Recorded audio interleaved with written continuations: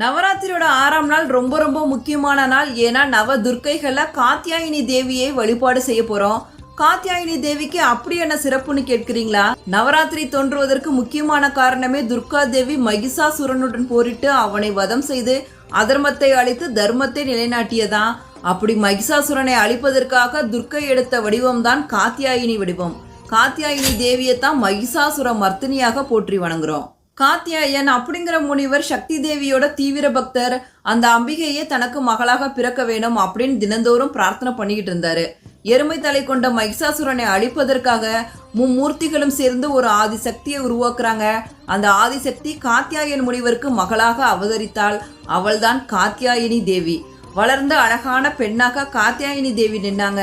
அப்ப அவங்களோட அழகுல மயங்கல மகிஷாசுரன் தன்னை கல்யாணம் பண்ணிக்கும்படி வந்து அம்பிகை கிட்ட கேட்கிறான்.